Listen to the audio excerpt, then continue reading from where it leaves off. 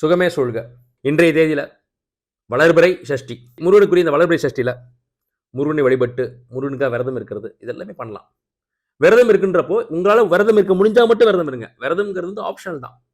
விரதம் இருக்கிறதா இருந்தால் காலையில் 6 மணிலேருந்து சாயந்தரம் 6 மணி வரைக்கும் முருகனை மட்டுமே நினச்சி வழிபட்டு விரதம் இருந்து நீராகாரம் மட்டும் சாப்பிட்டு திட உணவுகளை தவிர்த்து திற உணவுகளை மட்டுமே உட்கொண்டு நீங்கள் விரதம் இருக்கும்போது உங்களுடைய விரத முறை அதோட பின்னணி ரகசியம் என்னன்னா, உங்கள் உடலை வருத்தி நீங்கள் விரதம் இருக்கும்போது உங்களுக்கு ஃபியூச்சரில் வரக்கூடிய அந்த தடைகள் தாமதங்கள் ஜாதகத்தில் இருக்கக்கூடிய பிழைகள் குற்றங்கள் வந்து நிவர்த்தியாகி இந்த விரத முறை வந்து உங்களுக்கு மிகப்பெரிய உதவி செய்யும். அப்போ சஷ்டி விரதம் இருக்கும்போது காலையில் 6 மணிலேருந்து சாயந்தரம் 6 மணி வரைக்கும் லிக்விட் ஃபுட் எடுத்துக்கிட்டு 6 மணிக்கு மேலே உங்களால் என்ன முடியுமோ சைவ சாப்பாடை சமைச்சு அதை முருகனுக்கும் படைத்து வழிபட்டு நீங்களும் அதை உட்கொண்டு அந்த விரதத்தை நீங்கள் வந்து முடிச்சுக்கலாம். அதே போல் இன்னைக்கு சாயங்காலம் 5:15 மணிக்கு தொடங்கி நாளைக்கு சாயங்காலம் 6:30 வரைக்கும் இந்த சஷ்டி திதி இருக்குது. ஸோ அதை நீங்கள் பயன்படுத்திக்கலாம். இந்த சஷ்டி திதி அன்னைக்கு விரதம் இருந்து முருகனை வழிபட்டு அவருடைய முழு பேரருளும் உங்கள் எல்லாருக்கும் கிடைக்கட்டுமாக நான் வேண்டிக்கிறேன். சுகமே சூழ்க.